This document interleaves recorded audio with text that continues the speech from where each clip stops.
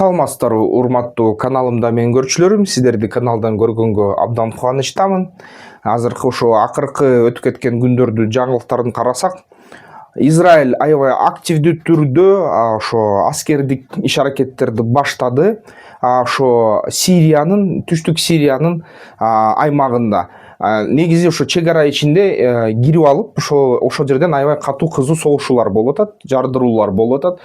Израиль тарабынан айтылып атат, ошо бүгүнкү күнү ушул жерден бизге душман болгон топтор топтолду жана бизге каршы кандайдыр бир иш-аракеттер жасап атат. Ошон үчүн биз бул жерде калабыз жана ошо өзүбүздүн тартибибизди орнотобуз деп. Сириянын өкмөтү Израилге каршы сөз сүйлөбөгөндөй, бирок Сириянын өкмөтү Израилге тиш кайргандай, бирок аны жашыргандай болуп атат. Ошо менен бирге израилдиктер дагы ошо Сириянын өкмөтүнүн өнөктөш болууга чакырууна мындай ишенсе дагы, баары бир ич арасында баягы израилдик кандай серепчилер ошо сириялыктарга ишенбейбиз деп атышат. Анткени булар баары бир Израиль мамлекетин жок кылганга ант беришкен, Голан бийиктиктерин кайра алып алганга ушундай ант беришкен. Өзү да Аш-Шараш Аль-Жулани деген ошол Голандан болуп чыгат, өзү төрөлгөн жери, өскөн жери. Албетте бул деген Израиль үчүн баары бир кандайдыр өнөктүштүк жарыяланбаса дагы эч кандай кепилдик жок деп атышат. Андан сырткары Израиль толугу менен Иран менен согушканга даярданып жатат. Ошо менен бирге ошо Иранда бүгүнкү күн чалгындардын айтуусу боюнча Иран интерконтиненталдык ракеталарды жасай баштады. Алардын маалыматтары боюнча евро биримдикке чейин учат алардын ракеталары. Эгерде ошо чын болсо жана Иран акыркы күндөрү аз калгандай болсо, бир эки күндөй, бир эки жумадай эле калды дейт ошол ядердик бомбаларга жетүүсүнө, эгер жасаганга жетүүсүнө да, анда чын эле бул деген чоң коркунуч туудурат. Бүт дүйнө жүзүнө чейин, Европа биримдигине чейин аталат да Иран.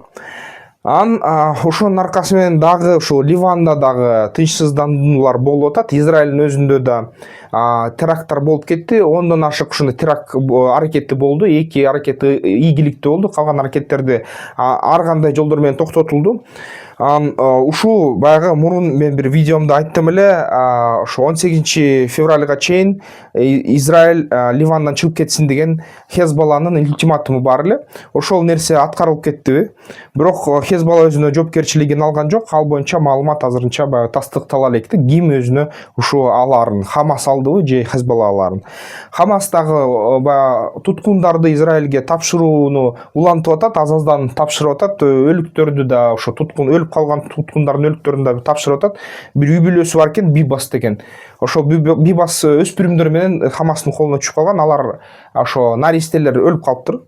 Ал эми үй бүлөсү аялын таба элек дейт, эми кичекте бир өлүгүн бериптир, Бибастын аялы деп. Бирок ал гендик анализ боюнча текшергенде гендери туура дал келбей калыптыр да. Анан ошо ким экенин түшүнүшпөй коюшту. Анан күйөөсү болсо чыкты, жана дагы бир тууганы ошол Бибастардын ошо Израилге тапшырылды. Ошентип Хамас өзүнүн ошо милдеттемелерин аткарып атат. Израиль болсо дагы ошол милдеттемелерин аткарып баштаган. Бир маалда ошо Хамастын туткундарын бошоткондон токтотуу ийген. Анан кайра сүйлөшүүлөр болуп, кайра Израилге дагы ошо Америка Штаттардан кандайдыр бир мындай сөздөр болуп, Израиль кайра ошол туткундарды бошото баштады. Хамастыкын. Ушул нерсе азыр болуп жатат. Ошо менен бирге мүмкүн күнү ошо күтүлбөс жаңылык, таң калтыруучу. Анткени Туркиядагы чалгындардын айтуусу боюнча Иран менен чоң согушка даярданып жатат. Туркиянын аскерлери ушул Ирандын аймагында, ошо Азербайжандар жашаган аймагында аскери кандайдыр иш-аракеттерди алып барганга машыгып жатышат деп айтып атышат. Жана ушул Эрдоган бүгүнкү күнү билесиңер, эгерде евро биримдик Трамп Зеленскийге каршы чыгып жатса, анан албетте Эрдоган тескерисинче Туркиянын аскерлерин Украинага жибергенге даярмын деген сөздөрдү айтып чыкты да. Ушундай нерселер дагы чалгындардын айтуусу боюнча чын эле Туркиянын кандайдыр аскерлери Украинага баягы тынчтык орнотуу үчүн бара алат деп айтылып атат дагы. Түркия Украинага жардам берип жаткан, байрактарды саткан, негизи ушу бийиктикке учуп туруп сокку берген ошо мотор Сич менен украиналык ишкана менен биргеликте ошо ак суңгурду Анка дрондорун дагы жибергенге үлгүргөн деп айтылат. Негизи Акынжы деген дронду чогуу жасашат дейт Украина менен Түркия.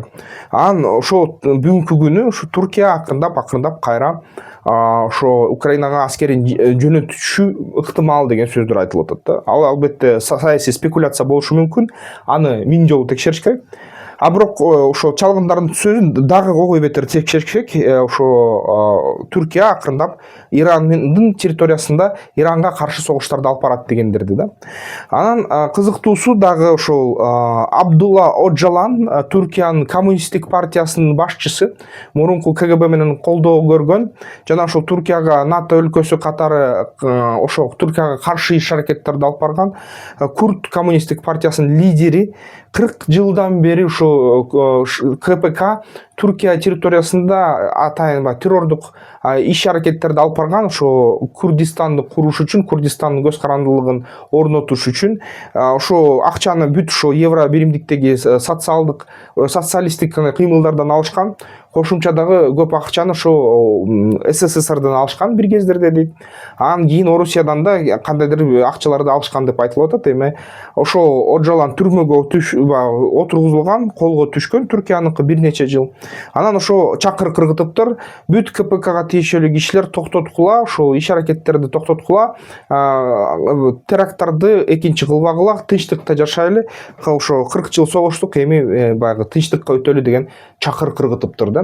Бул нерсе аябай чоң нерсе, анткени Түркиянын ичинде, Түркиянын карамагындагы Ирандын баягы аймактарындагы, Ирактагы жана Сириядагы курдтар аябай мындай өз мамлекетин түзгөнгө көздөшөт жана Сирияда мисалы үчүн ошо аябай катуу согушууларды жүргүзүп атышат Түркиянын армиясы менен жана Сирия өкмөтү менен дагы, жаңы өкмөт менен кандайдыр тирешүүлөр бар.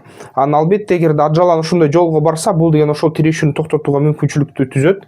Түрк курдтар өз мамлекетин баягы түзбөй калышы ыктымал, бирок ошонун аркасы менен баары бир тынчтык орношу мүмкүн да. Ушундай нерсе болуп атат.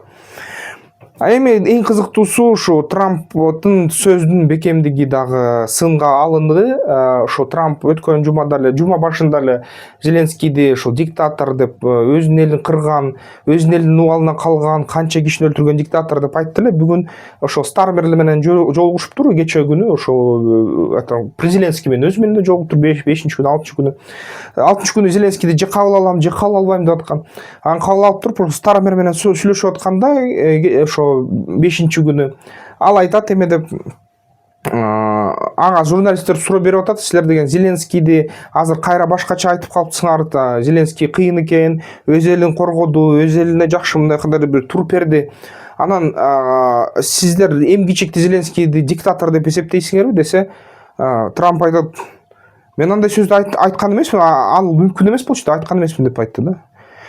Таң калыштуу. Демек ошо түшүнүш керек, бүгүнкү күнү саясатта ошо эмне кандай сөз айтылса, ал сөздүн баары эч качан тастыкталбайт да. Ошон үчүн чындыкты издеп аркасынан барсаң, бир нече телекамера, бир нече интернет, бир нече баягы жазуучу, эсте сакталуучу аспаптар, жабдыктар ошону жазып алса да, саясатчылардын сөзүн чоңсу, кичинеси ишенич жок экен да, анткени эртеси күнү эле айта салат экен, биз андай деген эмеспиз, мен андай айткан эмесмин деп.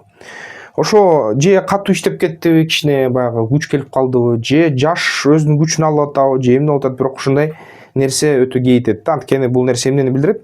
Эч кандай кепилдик эч качан жок деген нерсени билдирет да, ошол нерсе.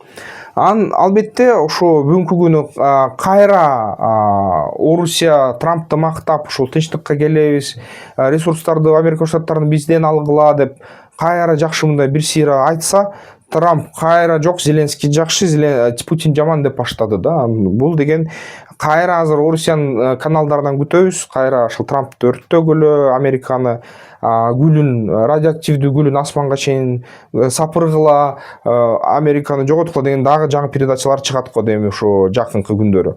Ошондой нерселер болуп атат таң калыштуу. Анда эмесе ушу QR код аркылуу бизнес планды окуу боюнча курска катталсаңар болот. Азыр ушу жакында дагы инвестицияны тартуу боюнча курс жасалып жатат. Жакында аны чыгарабыз, жарыялайбыз. Дагы ушул каналды колдоп койсоңуздар болот, эмки видеолордон көрүшкөнчө. Тактикалык федерациясына мүчөлүккө киргиле, страйкбол ойногула, ден соолукка жакшы.